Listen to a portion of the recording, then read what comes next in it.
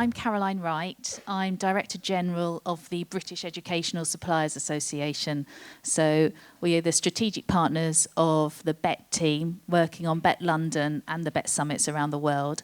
So I'm really pleased to be chairing this afternoon's sessions. We've got lots to get through, but I'm very, very pleased to introduce our first speaker, Don Carlson, who leads the Microsoft's APEC regional team for education and is responsible for implementing the company's efforts to empower students worldwide to achieve more. So Don and his team work closely with academic institutions, governments, partners and educators in the region to transform education across countries. And Don recently has been managing a team of very committed people at Microsoft across the region who are working on key programs and strategies to execute on countries' key education initiatives. So very pleased to welcome Don. He's going to talk to us about using data more effectively. So welcome, Don.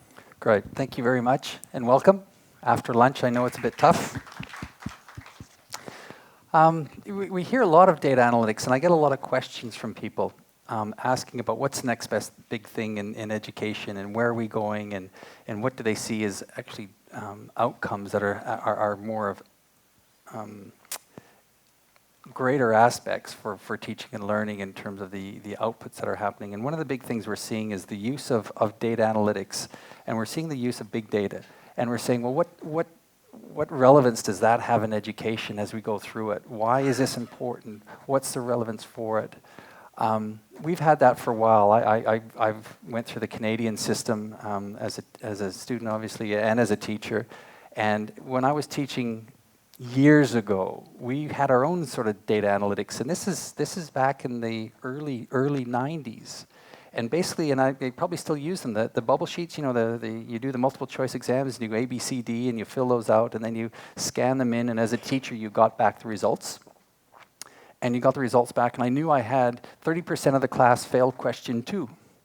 So what did I do? I had to go back and reteach question 2. But what did I do back then?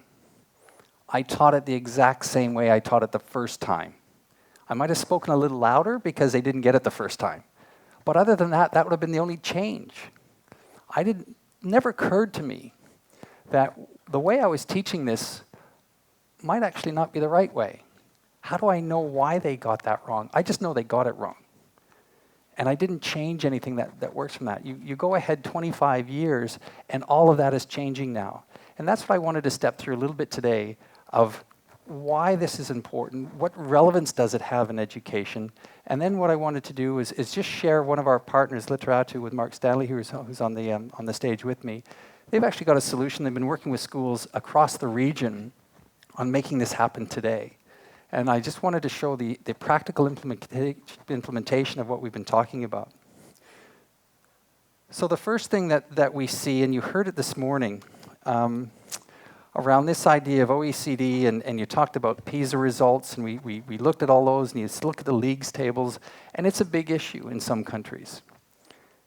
And this one here is, so Australia's seeing that they might be falling further behind the Asian countries. You see other headlines about universities facing this crisis because students are actually choosing not to go to a university. They're going somewhere else in a country.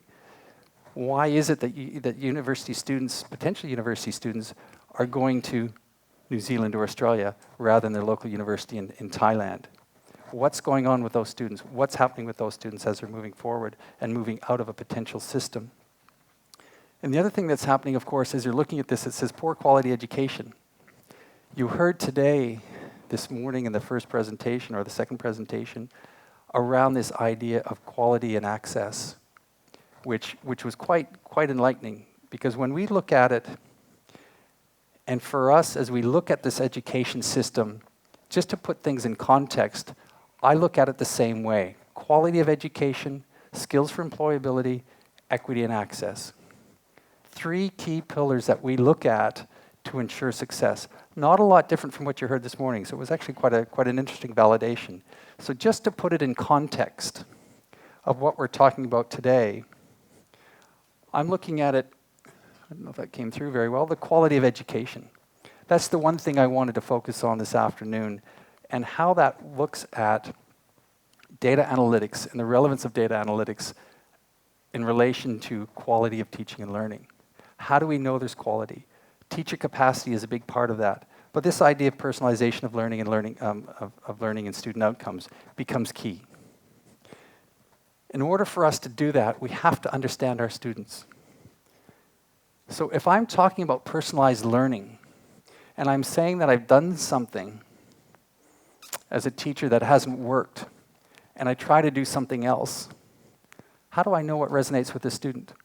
How do I know if they're a kinesthetic learner? How do I know if they're a visual learner? How do I know if they're an auditory learner? How do I know if they have ADHD? How do I know if they have something, a learning difficulty, that I actually have to change my teaching methodology with to map to that particular learning outcome? So unless we know the student disposition at the beginning, I'm not sure we're able to actually tailor the personalized learning as it goes through. It's also about understanding the students. I have 3 daughters. Who else has children in here? Oh, over half. Okay. I'm well looked after. But with 3 daughters, 2 at university and one in high school, what I'm finding, though, as we were going through the process of finding a university, as my children were coming out of high school, it was interesting to see what the perception is about what those students expect from a university. One daughter is going to university in Australia.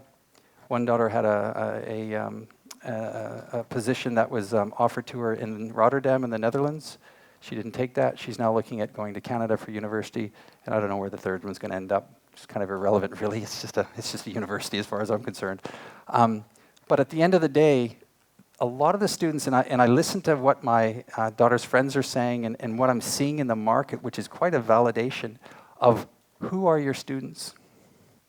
What are they doing and why are they doing it? What do they expect? And the same thing is happening in the school system. When you look at the students that are sitting in class today, what do they expect?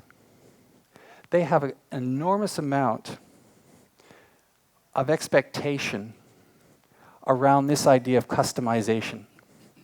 If you look at their phones, if you're ever allowed to look at their phones, heaven forbid, if you look at your children's phone, you will see how much of that phone is customized for them, whether physically or inside. There's an expectation that I will use an app. If it works, great. If it doesn't, it's gone. Very sharp, very distinct in terms of what they expect. This is just a visual. And this is just an example of a visual of a company in New York that looks at personalization. And they've taken it to a different degree, maybe. And you could take a photo. You actually take this is as you can see, it's just an earbud for your MP3 player or your listening device, your phone. And all you do is you take a photo of your ear, and inside your ear, and you send it off to this company, and they will 3D print a customized, personalized earbud for your device, and you can see the colors, and you can see the 3 different sort of areas depending upon those particular individuals' ears. Now, it's just an example, just a very, very small example of a personalized outcome of what students are expecting. You watch them when they're interacting with each other. You watch them in terms of how they're engaging around what they're thinking and how they're working and how they're collaborating. And there's a lot of personalization that goes in there. And I think what we need to do is understand those students a little bit more, understand what it is they're looking for, and then how do we as educators tap into that? How do we help motivate them? How do we make the learning more relevant for them so that the student retention rates go up, that the dropout rates go down? And I know in some countries that's a big issue, but why is it not relevant in every country? There's a lot of factors that go around that. We're not going to touch on all the change management that happens with that. But what I wanted to do today is just step through, what does data analytics mean? How do you make it real? How do you go through and look at what's there and then bring it into the fold of a school? And then what do you do with it? So in order to do that, I'm going to ask Mark to come up and just run through the solution that he has and the work that he's been doing in some of the schools in the region to go through and come up and do the demo that he has. And I just wanted to thank one of our partners, Vivi, that we have here, that was able to supply us with the internet connection that we have to allow this live demo to happen. So we've been able to make it work and appreciate the time and the energy to get this to happen. So we're going to do a live demo here. We'll see how it goes with the internet connection. We're not using live student data? No, we're not. No, we're not. Okay, good. And we'll just take some questions after he's gone through a little bit, about 10 minutes of what he's been able to see. Okay. Thank you very much, Don. Welcome, everybody. My background's not in education. My background is from banking and finance, where we lived every day by data. We could profile every customer. Okay. Sorry? Go ahead. Oh, we could profile any customer we wanted to any degree of detail based on data. I mean, if my sons were a bit older at the time I was doing that, I could have told you when they were buying chocolate milk, how much chocolate milk they were buying, where they were buying it, what the weather was like, everything about them. So when they started going to school with computers and everything like that, I thought to myself, well, why can't my wife and I find out about more information as to what they're good at, what they're bad at? You know, how could we help? How could we contribute to the ecosystem of education? It's a really difficult question that we still, I think as parents and as IT people, we still try to answer, really, is how we can best get data into the frame, data that matters, data that's real, and data that helps schools make data-driven decisions. Now, personalised learning, I think, is the goal now. It's either adaptive learning or personalised learning, but they're not new concepts at all. When I went to school, we had this maths teacher, Miss Harris. Every Friday, if you were bad at something, you went home with something individualised, personalised, right? So she really had her photocopying game together. And she was a tireless teacher that collated all sorts of information, but she was one of many teachers that do that. One of a few teachers that do that. So the weight of I think of the curriculums, the weight of the expectations people have from the education systems. Personalised learning is not a new concept, but it's becoming more difficult. But it's also becoming more of an opportunity for teachers to get in touch with. So these three little chaps here are obviously on a path to somewhere, a path to excellence. They're all running at different speeds. So research in Australia will suggest that in any cohort of students, if this was my class, there would be 6 levels of learning in this class, at least. 6 year levels of learning. So if this was a year 6 class, I would have capabilities at year 3 all the way through to capabilities at year 8. And as a teacher delivering a standard curriculum that I have to teach and deliver, I've lost half of you. Half of you will kind of get it, and some of you are bored. And that's the problem. I think the curriculums, internationally I see curriculums just getting bigger and bigger, teachers with more load to deliver more content. But of course the dip in the marks I think can be explained by just weight of education, not so much the process itself. It's just how much we're trying to deliver and how much kids are getting and not getting. So there's 3 things that really need to focus on. If we just sort of stop all the horses from bolting along and say we need to talk about individual progress. You know, is my son progressing or daughter progressing at an expected level? Are there insights we could draw from what's happening around us, the environment around us, that we could tap into? And if there is a problem, can we remediate or can we advance? They're 3 simple questions. But every time I ask a teacher, they just look at me and say, oh, I'd just so love to do that. Look, I'm in a hurry, I've got to mark 200 papers. Okay? So we don't stop and smell the data at all. There's a lot of it around the place. It's everywhere. Schools have the most incredible asset under their fingertips. It is called data. And every other company in the world is focusing just on that. Uber is not a taxi company. It's a data company. It knows exactly where my son's going to be at 3 a.m. Every Friday, at University Hotel. It sends the car automatically, right? It just assumes he's going to be there. That's a data feed. Amazon seems to know everything that I've ever read and keeps suggesting what I should continue to read. It's a data business. The whole world's a data business, and the biggest single underutilized asset of every school is data. You just don't know that. So how do we help you get in touch with that? Now, there are 3 critical elements. The word data, it has to come from somewhere. We have to catch it. We have to have smarter data. So teachers, if any of you are teachers, I would suggest to you, I could prove you're losing at least 50,000 data points a year just by ticking and crossing on bits of paper. Okay? It's so simple to work the math. 30 students, 5 classes, 150 kids. 10 questions a week, 1,500 questions a week, tick cross. 35-week school year, 52,500 bits of data, gone in a paper framework. If you can change the capture of the data into smart data, you start to beat the battle. Okay? You start to win the battle. So when you swipe your credit card, they've moved all the intelligence to the front of that swipe. When you swipe, weather, conditions, where you are, who you are, everything, it's in the front of that transaction. They don't go looking for the data after you've paid for it. They've got it. So when we ask a question and we get an answer, we collide 2 little atoms from which we collect 23 data points. So I can tell you now, never teach a year 4 student, year 4 student, mathematics after lunchtime. Okay? I can tell you that right now. Correlation of 100%. 0 is the grade, 0 is the score. How many schools do it? A lot. They don't have the data to tell them not to.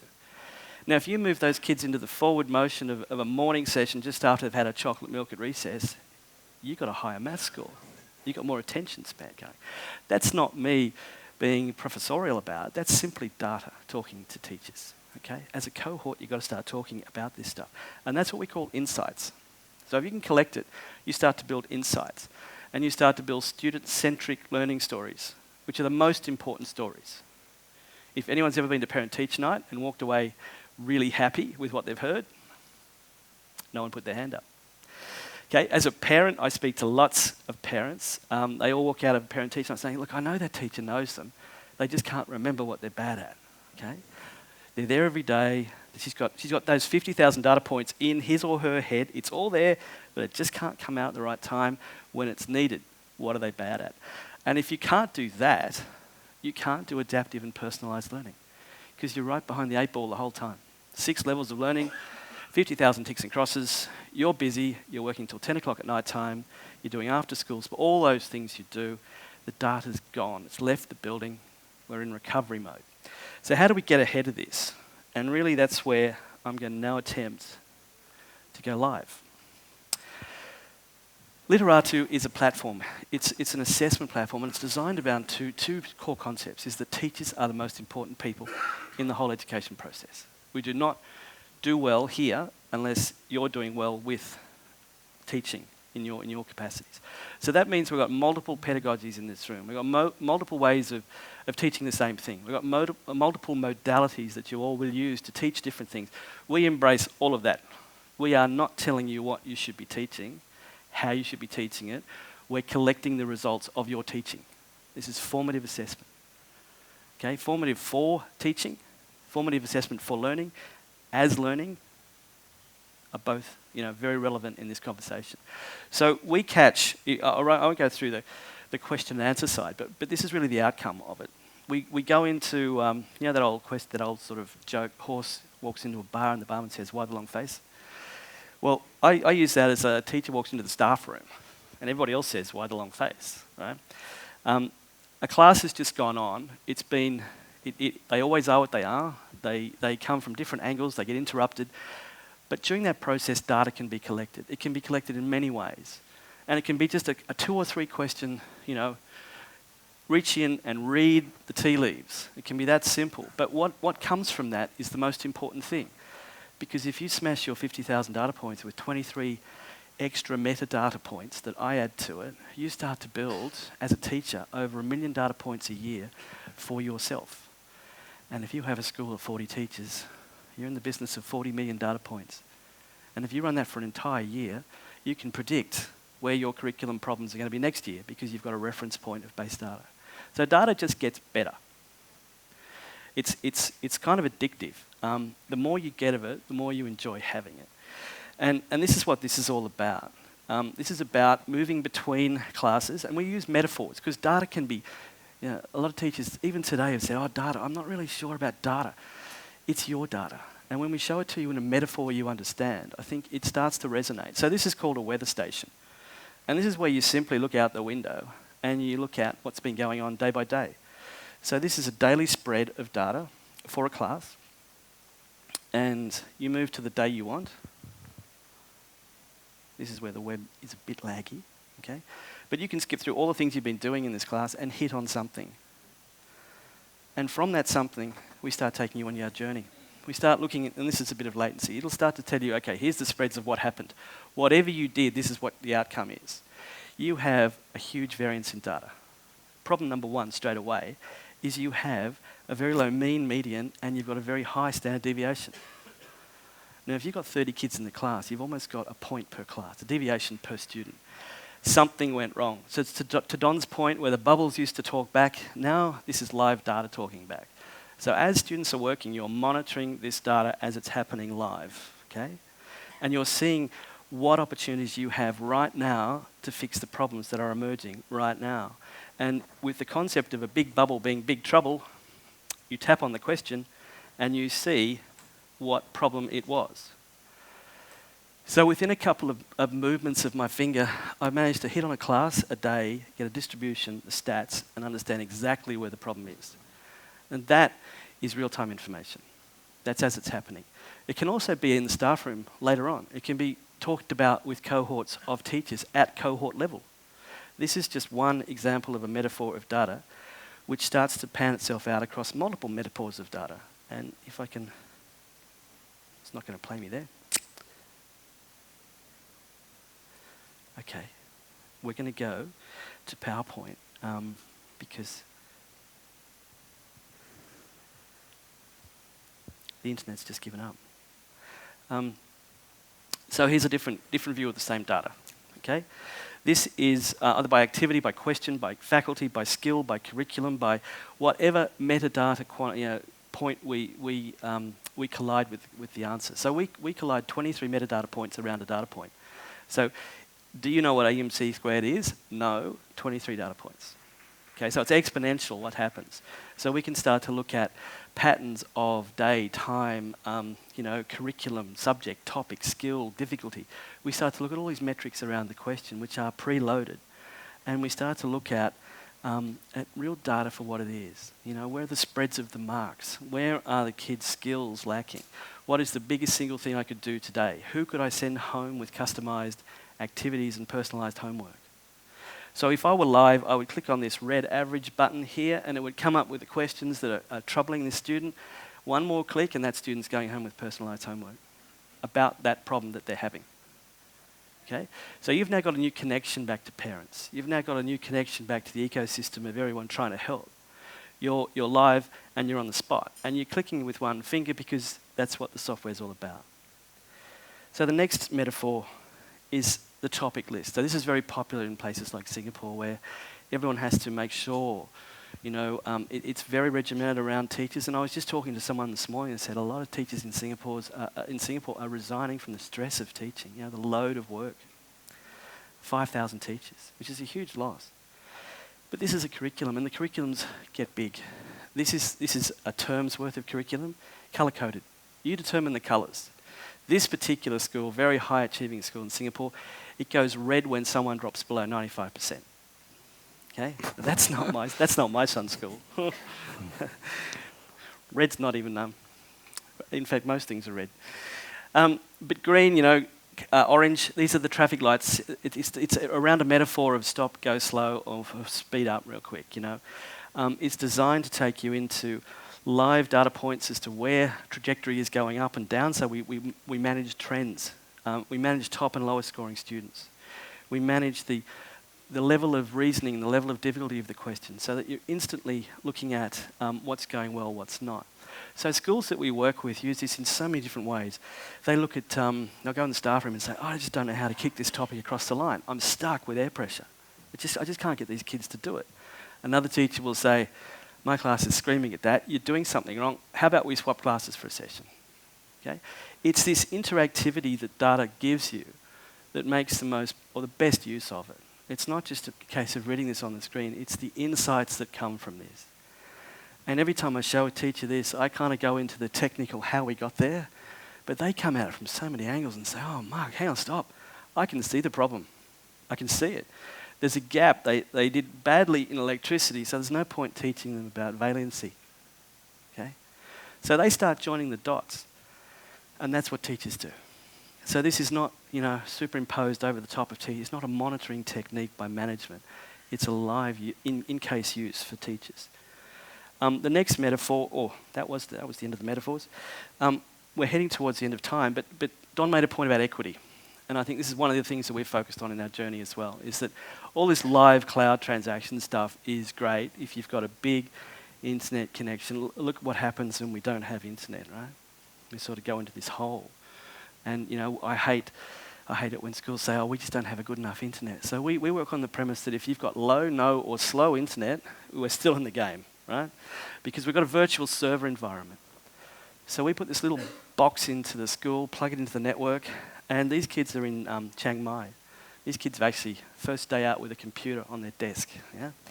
So in that little school, we set up a little wireless network, and hey presto, these kids are learning English on these devices, being taught by a teenager from Sydney. Okay, and the teenager from Sydney, I tell you, within 20 minutes, this guy's going, so hang on, shut up, Mark. You mean I teach these kids and I get data straight away and then I know how to fix it tomorrow? It's a 20-year-old kid, right? So, yep. He goes, I'm on it. Okay? So there's no fear in data. Data just talks to you as to what it is. It talks a very natural language. And there's no way we should ever not have equity in education. So we plug these things into schools in remote areas. We've got 6 schools. Run, if you don't mind. Run's from Cambodia, yeah. We just put 6 schools in with his organisation, CAPE, and they're looking to build schools that don't have internet connectivity with a theme of excellence, a theme of measurement, and a theme of kids getting the best access to content and data as possible. So, there's a whole mix of things you can do. I think if someone said to me, how do you approach all this? Just start, okay? I mean, don't photocopy any more paper. Okay, at the school, I'm a director of a private school in Sydney, and they run photocopying courses as part of professional development. Well, I've been there 2 years, and I've finally brought that to an end. I said, it's off the PD list, right? And some teachers came up to me and said, what are you doing? Like, that was the easiest 2 hours of PD I got. And I said, well, you're going to have to give me 2 hours of your time now, because I'm in town, right? So data is a habit. And if you've got a habit of not collecting it, I would suggest you build a habit of collecting it. It's not hard. It's just a transposition of taking something that's happening in an analog state and putting it into a digital state. And when you do that, don't be disappointed, because we do the rest. Every one of those analytics come for free. All you have to do is ask a question. Take that question. We'll give you back a bit more than just the answer. So I think if that's the point to ask some questions, that's probably the point. Great. Thank you very much, Mark.